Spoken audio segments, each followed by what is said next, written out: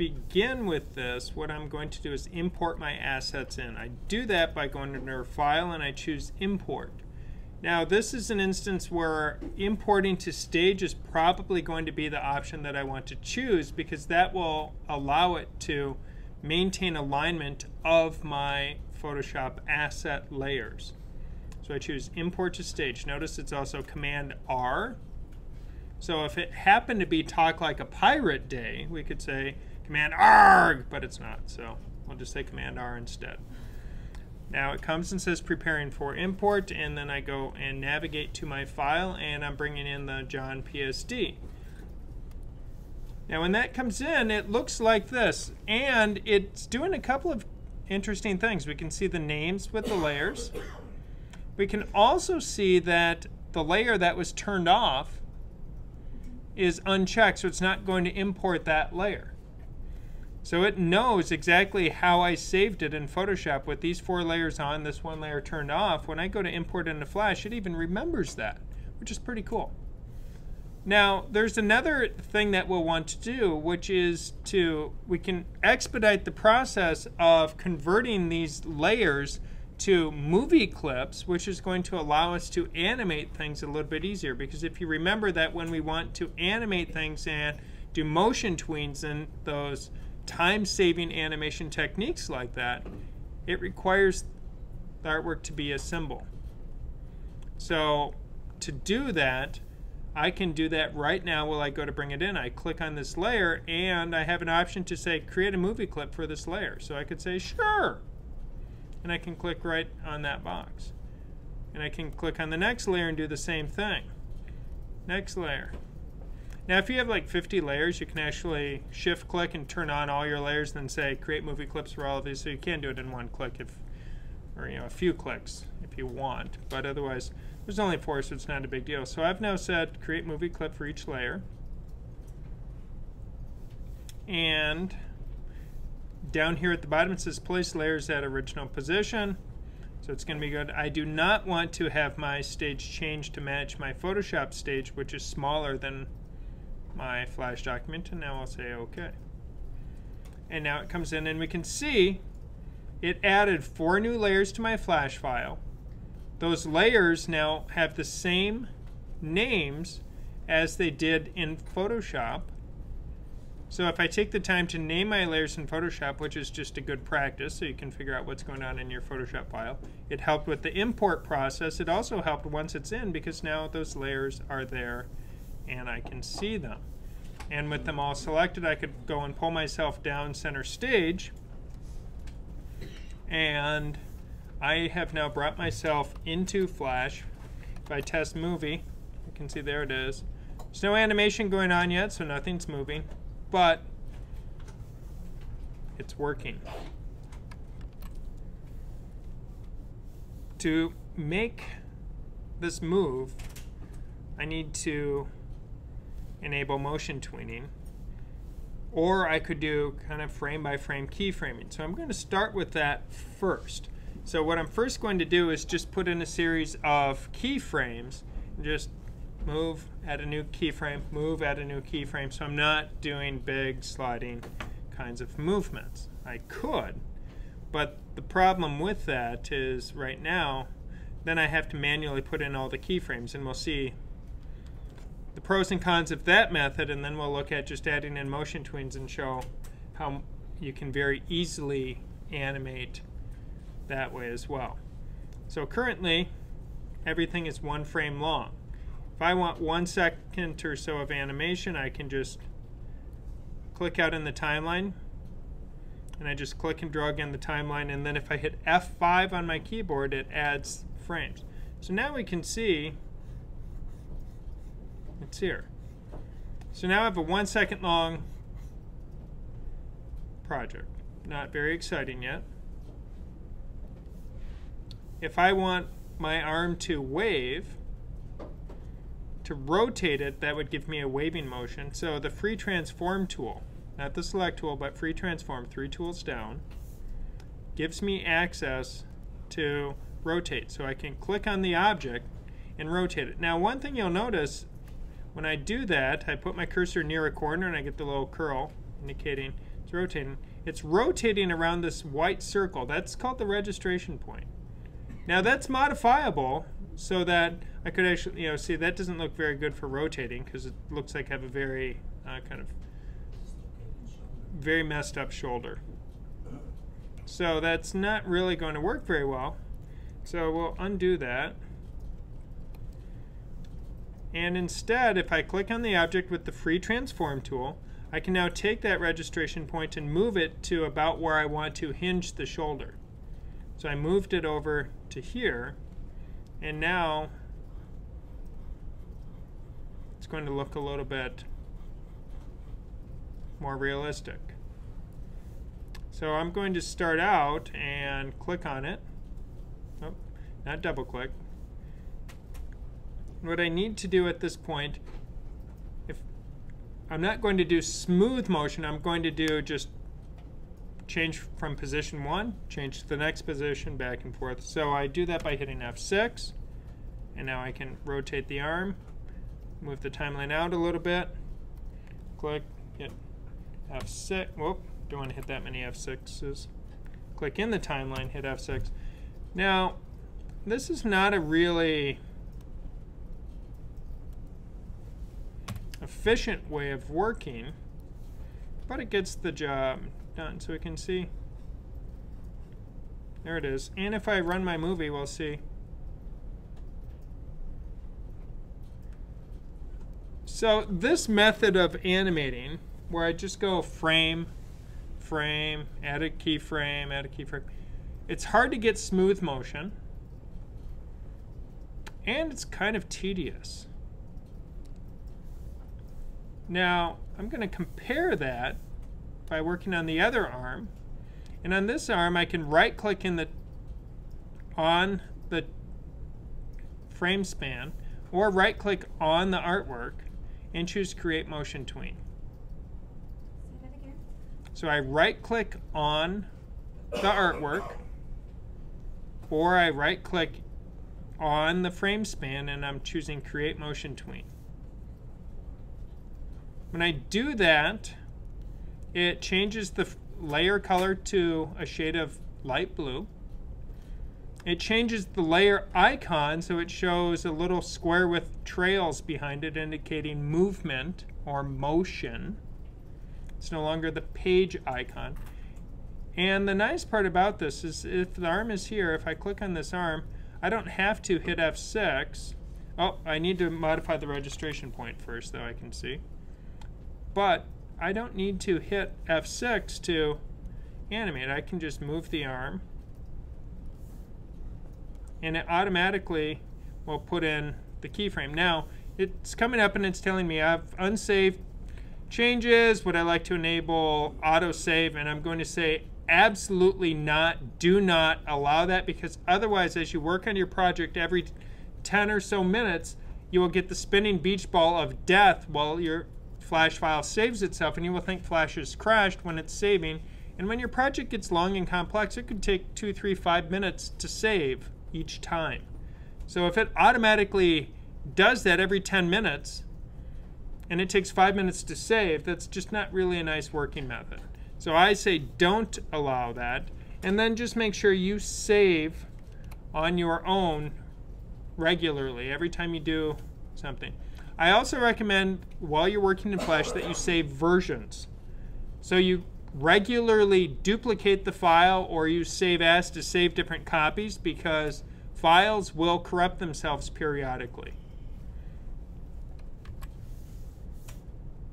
So now I'm going to keep animating my arm here a little bit, and I'll make movements happen with only a few frames in between, which means at that point it's going to be much faster motion, because the fewer frames between movements indicates that's more change, less time, faster movement. Now I can scrub this and we can see there's the arm. It was much easier to use the motion tween.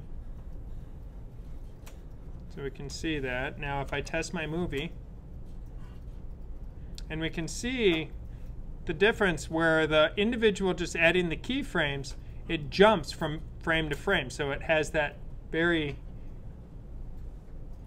just ugly movement, where the other arm you can see it's moving. It's actually animating from position to position smoothly, so it starts to look a lot more natural.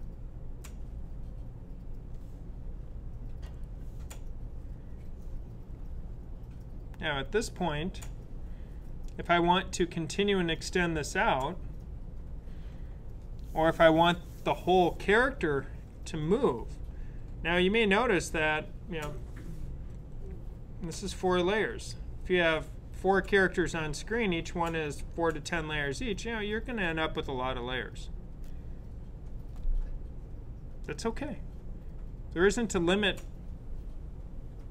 that normal people will hit in terms of layers in Flash. I'm sure there is a layer limit. I have yet to encounter someone who has actually found it. So if you have 200 layers, that's not a big deal. But you probably at that point will want to utilize folders for your layers, so you can add in a folder down here. If I add in a folder, I'll just name it, call it John. Now, to get those layers in the folder, all I have to do is shift, select those layers, and drag them up to the layer, and you can see how they put them in that folder. So they now exist in that folder. So using folders can be a very convenient way of organizing your timeline so that you don't end up with so many layers and then you're scrubbing up and down through the list of layers and it's hard to find what you want. And I would encourage you to do that. So if I want everything to move, no. So if I want to start moving, whoop, missed. So if I select everything here, you'll notice I don't get the option to choose motion tween. So if we choose just those 3,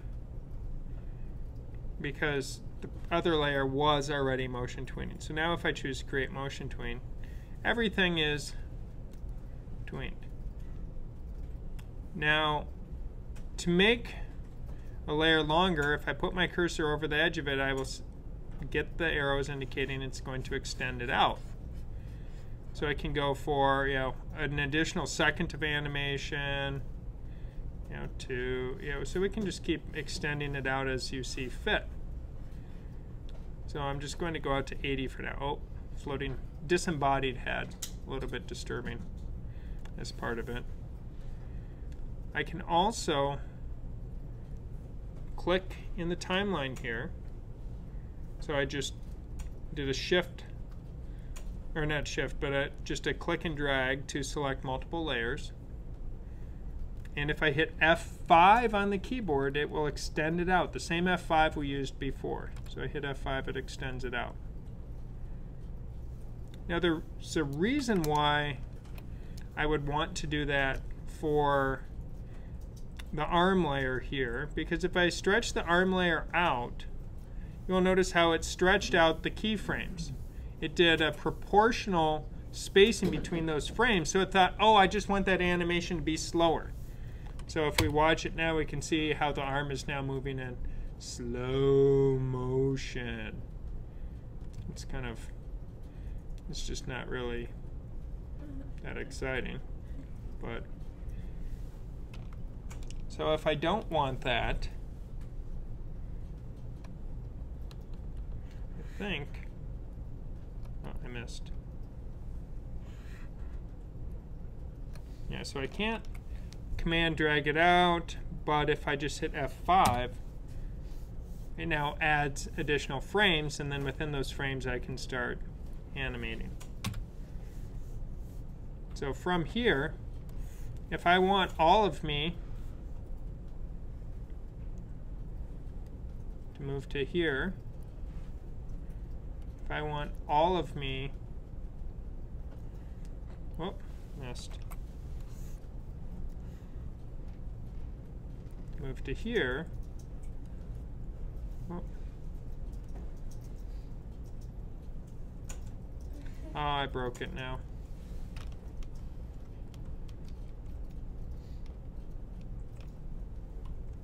try again. And this is where when you're trying to do multiple layers at one time, it sometimes will be useful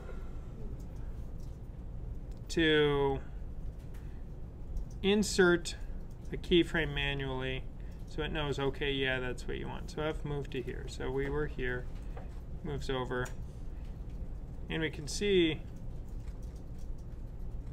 now notice something that's occurring. This arm was already moving, and it moves over with it. But the arm that was individually keyframed and not tweened in the beginning doesn't start moving right away, and it catches up. So this is part of the learning curve that you will run into. Of you will start animating one part, then the next, then the next, then try and move everything and realize, oh crap, I should have started differently and needed to arrange my layers differently or work with them. And that's part of the learning and figuring out how you want to do it. So let's go until those keyframes disappear. Okay. So my advice, if I want to be stationary here,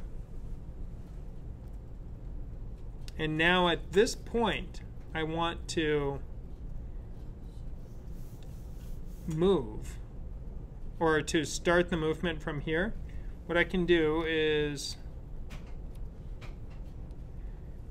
command click, and I went too far, holding down command, because if I try and click here and drag down, it's trying to move that frame down to here, and it's going to get really unhappy because I'm moving a keyframe from one layer to the next, and yeah, that messes everything up. Because it now put a copy of the head on that layer, and that's just not good. So if I click and drag here, and this is, you know, getting that kind of selection process of just choosing a particular frame, and you can also do it if you hold down the command key and click. It will guarantee you only choose one frame. Where if you just click, sometimes you will click and drag by accident, but command, go here. So I've selected these frames. F6 on the keyboard puts in a keyframe. Now, if I select everything and move it, everything started here, moved to here.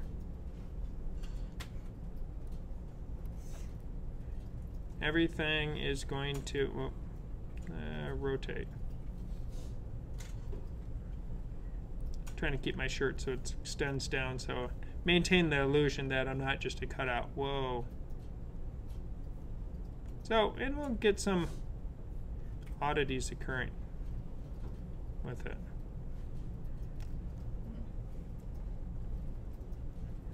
So moving the entire character does not always result in smooth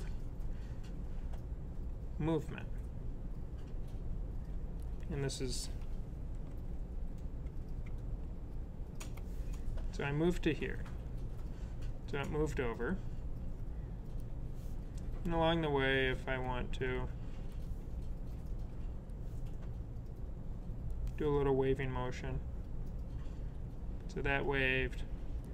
I'm really feeling the head has been left out of the mix, so we need to, before I rotate the head, probably modify its registration point again so it rotates more at the base there. I think that's going to work a little bit better. I kind of like that, yeah. So as I move sideways, my head got left behind a little bit.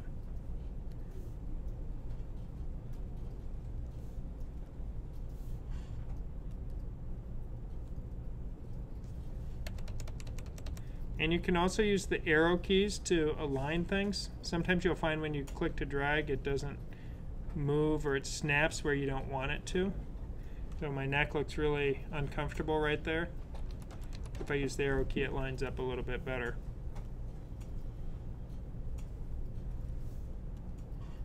So I'm working kind of with animation here to get it. So it seems that my head hit play. Little head movement. Doing photographic pieces and animating those, you will find it does have a very kind of unnerving quality at times. So I just want to point that out if you use human characters and animate those pieces. So as you go through, moving everything in one fell swoop is not always going, as we witnessed, does not always translate into perfect animation. You generally are going to have to work each part a little bit different. But if I want to move everything here to a new location, so if I'm here, what's going to happen is it will, if I move everything now to here, apparently I didn't want to put in a new keyframe. Maybe I'll want to do it with that now.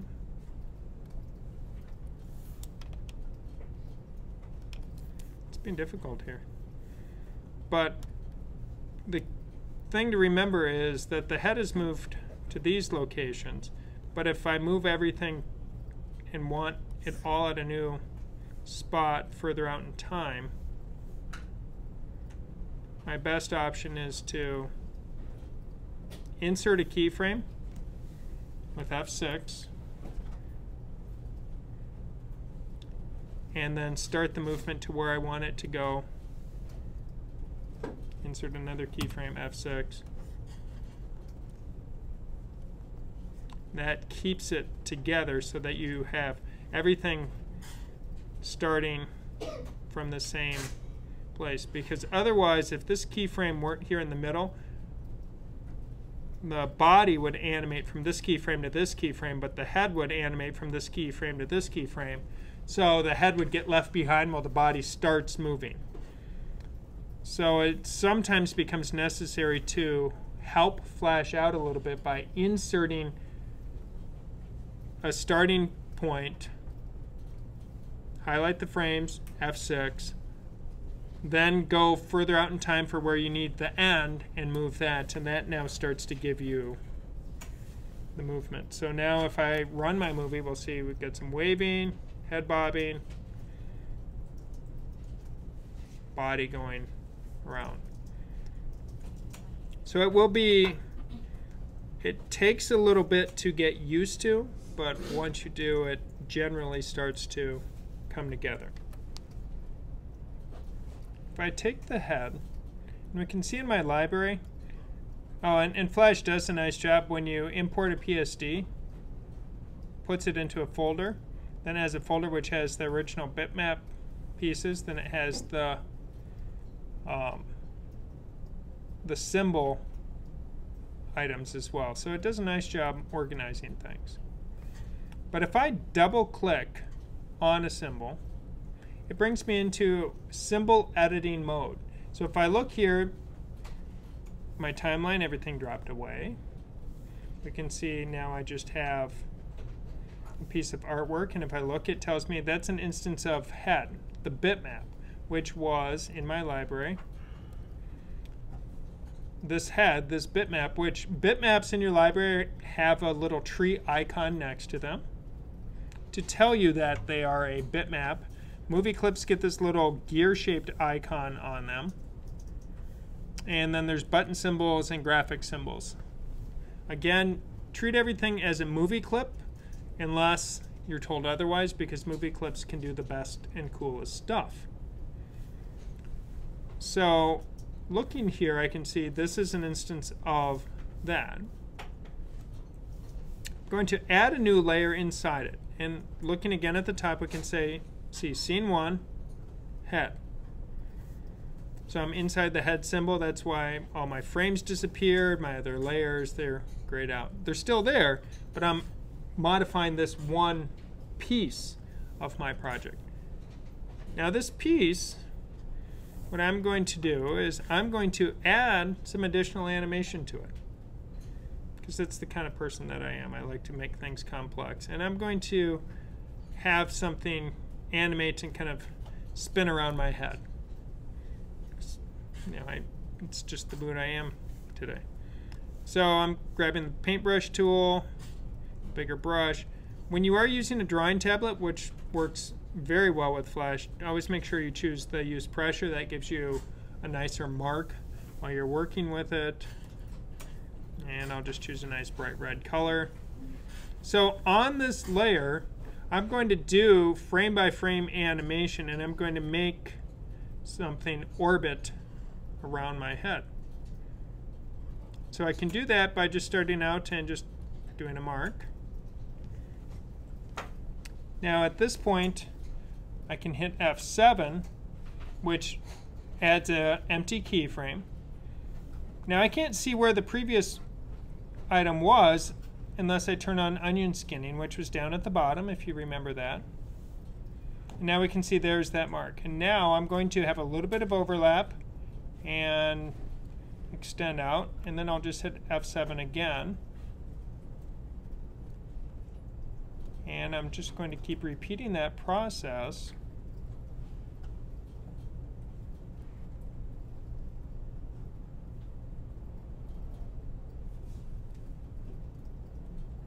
And then we can go, let's see, 1 frame, 2 frames, 3 frames, 4 frames. Oh.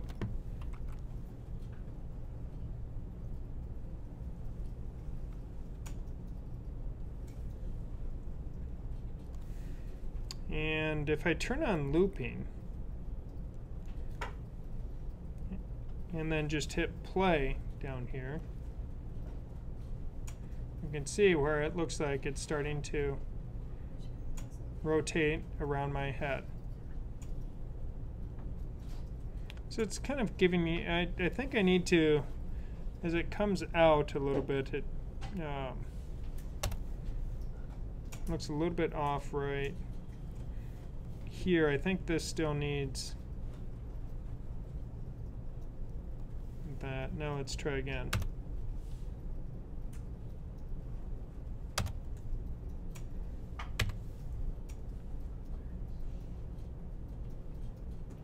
And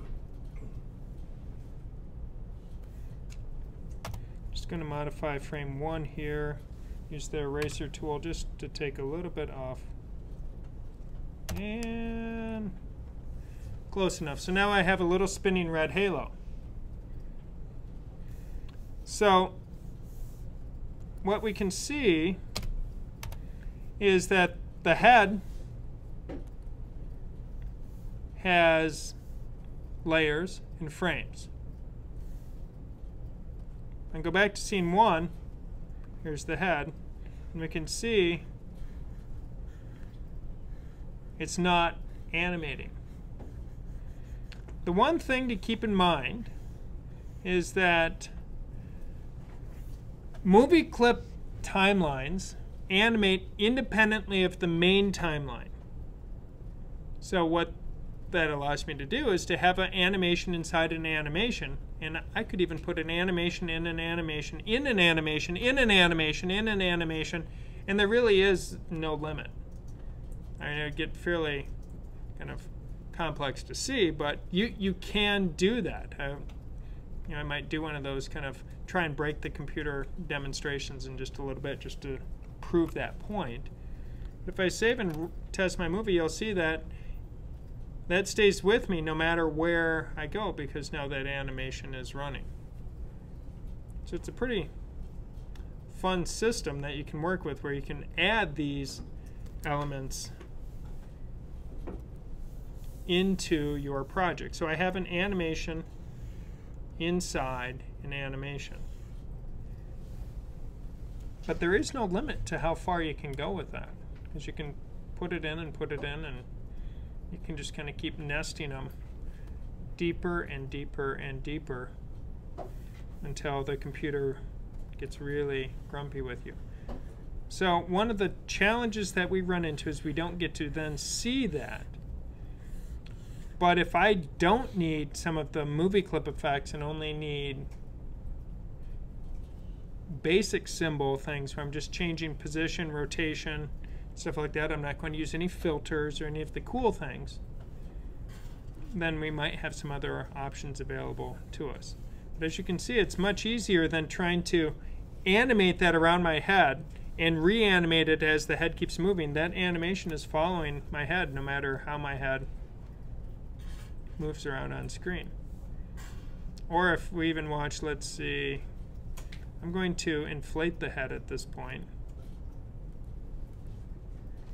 Let's go here and I'll insert a keyframe, grab the free transform tool.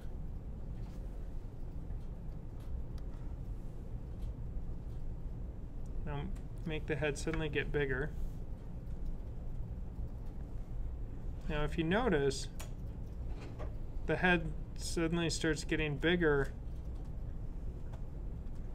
but I only started making it bigger here. This is one of those things that I was mentioning when you do scale changes along with rotation and along with position, it gets really kind of wonky at times. So we have to be cautious of that.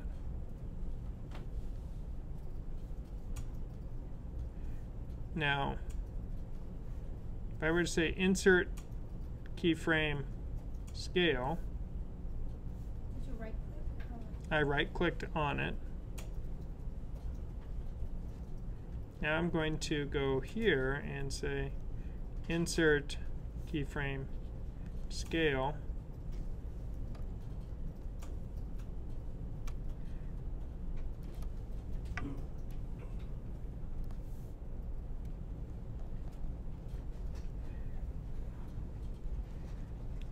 So it now treated that, ooh, I forgot, it's gonna shrink. That's kind of fun, it shrinks back down, whoa. But by inserting that keyframe, so it used to be a keyframe was a keyframe. And it had all the different properties on it. And it was a little bit more predictable. Then in version CS4, they allowed you to actually separate out on keyframes position, scale, skew, rotation, color, and filter. So you can now have a keyframe that only affects one of those properties but not the other. But it requires you to be a little bit more intentional about inserting your keyframes and how you do it. My advice for keeping things straight is to, if you are going to try and do things separately, that you insert a keyframe maybe one frame later. That's 1/24th of a second. That's not enough for us to see. You do another keyframe that is now, say, for color. Another keyframe that is, but you stagger them a little bit so you have a little bit more finesse or control over it. But now if I run this, it'll be kind of fun when the head grows and gets big with the spinning doodad around it. I really think this might have to become a bobblehead where you make the head big and then wiggle it around freely as we go through. But as you can see, by using symbols and using motion tweening, we can expedite the animation process quite considerably versus hand drawing each frame of the animation and trying to get it smooth. That requires you to do 12 drawings per second. 30-second animation, that adds up pretty quick. But if you were to use symbols, who cares how long it is? Because you can just kind of keep moving and moving, so you can animate your characters and build some pretty sweet animations. Flash. So I've created a circle. I'm going to fill it with a color. I'm going to convert this to a symbol. This will be my sun. It's a movie clip. If I go into said sun here, I want to add another layer to it. And this layer will be the rays of the sun.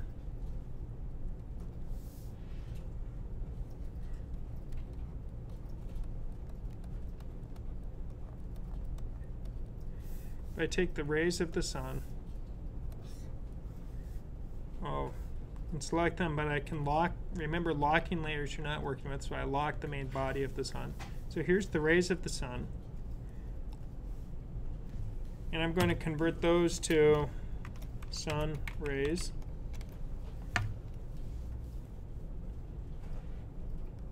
I right click on the sun rays, create motion tween. Now if I want these to rotate, if I want the sun rays to rotate, I can do it but by using the free transform and rotate, but it's kind of hard to get it to start and end at exactly the same spot and to have that nice and smooth. But that type of rotation, I can actually, instead of applying to my object, if I click in the timeline here, you'll notice that I now have a rotation property that will rotate this whole kind of tween. So I can say I'll rotate it one time. So in 1 second, we can see it rotates. Now if that's too fast and I want it to slow down, I can just stretch it out. And now you can see it rotating 360 degrees. So now I've created a rotation very easily. That's a property of this tween span. That's the proper term. So if you're looking through the help file or anything else, that is a tween span. Because it's a span of frames, but because there's a tween applied to it, it's now a tween span. Now this main body of the sun disappeared, so I can extend that out and say F5, so that extends there. And now I'm going to switch the layer order so that the one sun ray that is too close doesn't extend into it. So there is the... And because my sun is not circular, it's kind of oddly shaped, we can even rotate this whole sun as well at some point. Because if I were to say create motion tween to the sun, so the sun starts here. Let's start it off stage there. Now pull the sun to the other side.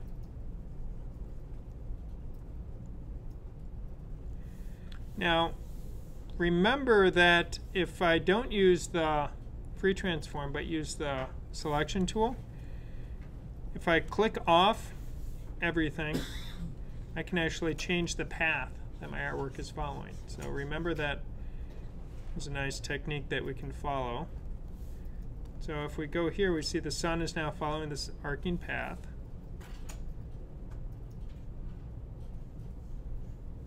But we don't see it spinning yet because it's a movie clip. But if I test my movie, we'll see there's the sun rotating.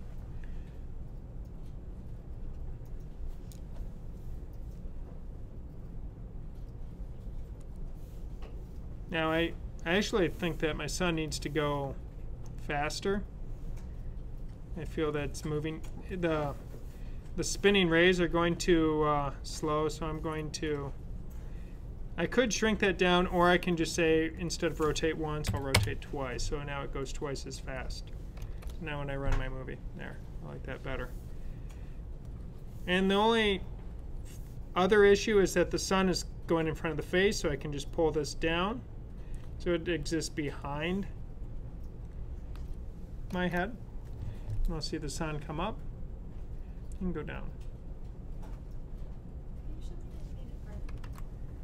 To add an additional set of layers, I'm going to add a layer. Notice once you have frames, you add a new layer, it adds a whole bunch of frames.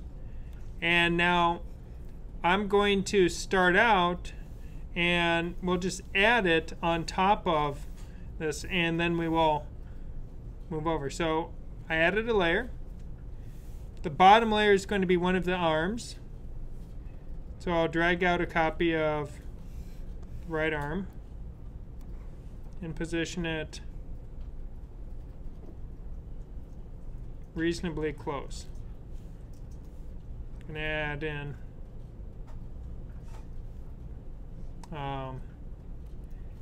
another layer, another arm. And add in my another layer for the body.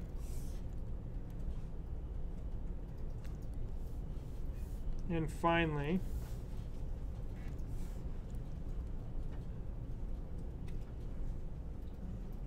oh, and I just realized I didn't grab the symbols, but I grabbed the original bitmaps, so I goofed on that one. Let me get rid of what I just did. It's also probably going to be a good idea to lock everything. And if you notice, when I'm using a folder, I can just click on the folder lock and it locks all the layers within that folder. So using folders can be a big time saver. So as you can see, I'm starting to get more layers than I can see at any one time. That's okay. So now let's go try again.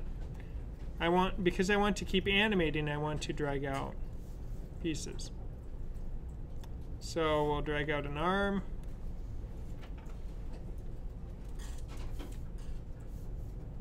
Go up a layer. Drag out another arm.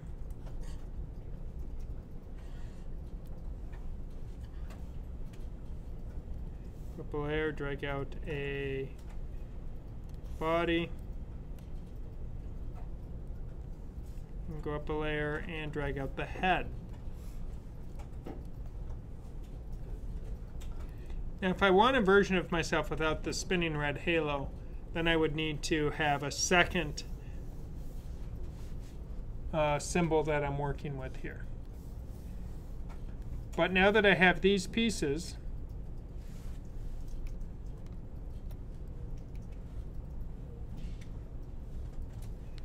if I shift click the layers, we can have it start. So now we're here, close enough. And now I can begin the process all over again. Right click on them, create motion tween.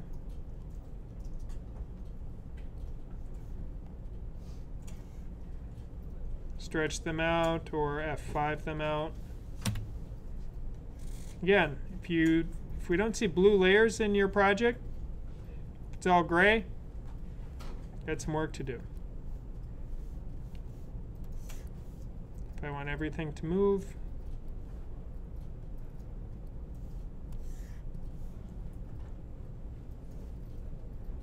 everything to move back.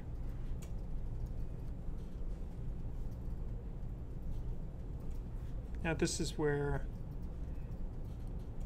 once you start getting a few frames and layers out, highlight into it, hit F6, and move it, so then that gives you that additional keyframe.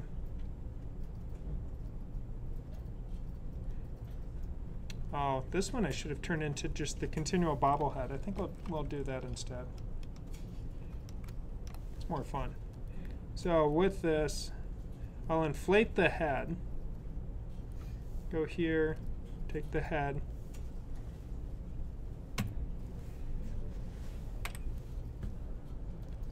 So for every body, you made it into a new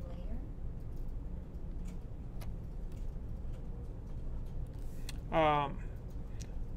I started over, so I'm not working with my existing layers. I started over because sometimes you will want a fresh start depending on what you're doing.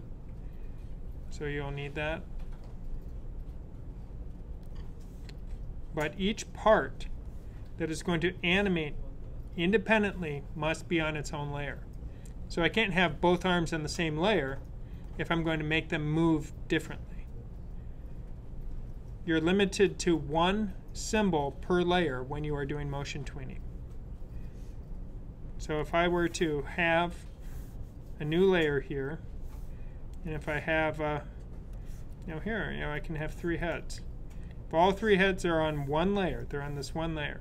If I try and say motion tween, it gives me an option, and it says, multiple objects were selected. I must convert them to a single symbol to tween them. Do I want to convert them to a symbol and tween them? Again, you're only allowed one object per layer when you are doing tweening. Let's see, so now I have a big head. So on the next frame,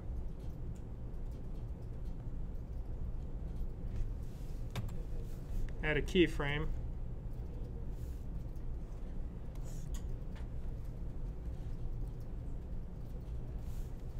Now, you're going to notice some interesting things occurring here is that it didn't want to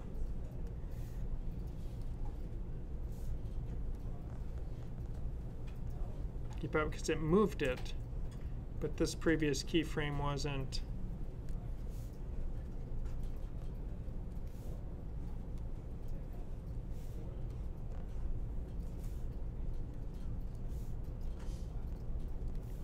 So it requires a little. So when you're trying to do multiple layers, it can get a little bit awkward. We move things, but the blobble head.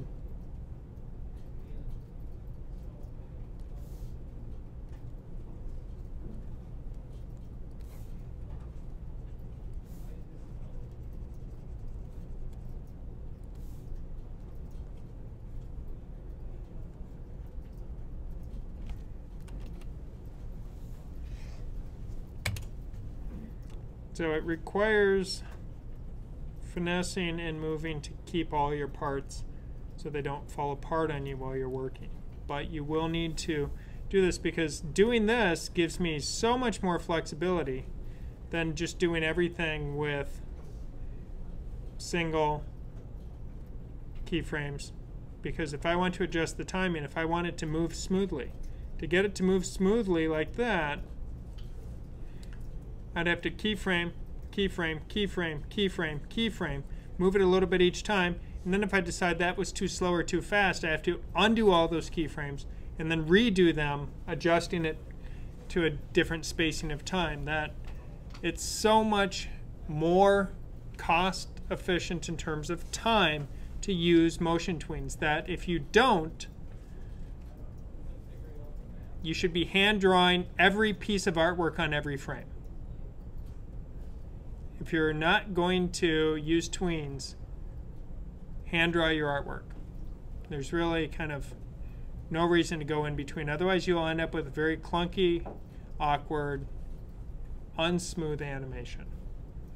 So either use tweens or plan that you are hand drawing artwork on every single frame. If you're using symbols, you must use motion tweens, otherwise your animation will look like crap. That's just my 2 cents. And as a requirement for the project, you do need to demonstrate the use of motion tweens as a requirement. So you can't get away with, oh, I'm not going, you have to. So deal with it. Now, finally, adding in audio.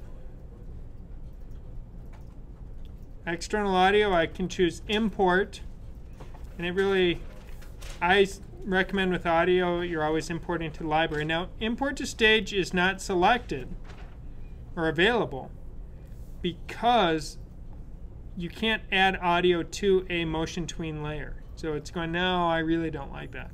So if I click on layer 11, which is a normal layer, not a motion tween layer, we can see by its icon. Then I do have import to stage, but I recommend audio, just always choose import to library. Then I'm going to grab my audio, bring it in. And now that I've done that, audio is a property of a frame. And we can see there's the audio right here. And I click on properties. Click on the frame, and now we'll see an option to choose that. And we can see that puts the audio into the timeline. And there it is. And if I want to hear the audio while I scrub the timeline, I need to change the syncing mode of the audio from event. So we sync it here and change it to stream. And then when I scrub, so we can hear the audio is there when I scrub the timeline. And if I scrub 24 frames per second, Really, I didn't do it. Close. And if I want to hear myself backwards. So if we're trying to hear the hidden subliminal messages that have put into my voice direct that I've provided to you, scrub backwards, and you might actually be able to detect them.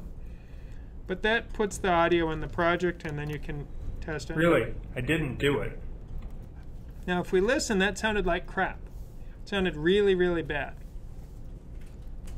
Really, I didn't do it. And that sounded different. The audio, as it publishes, it's publishing it at the absolute one step above the worst possible quality it can do. So we need to modify the quality that it's publishing the audio. So we do that by going under File and choosing Publish Settings. The Publish Settings allow us to look at the audio, and we can see it's putting my stereo audio down to mono as an MP3 and at the lowest, one step above the lowest possible quality. We're not going to be concerned about file size on this project, so my recommendation is just put your audio up to 160, make it good. And if you have decent stereo with your audio, then uncheck the Convert Stereo to Mono. If your audio doesn't matter, then don't worry about it. And do that for both stream and event. That will take care of all the audio in your project, and you'll get better sounding audio. So now, when I run it, Really, I didn't do it.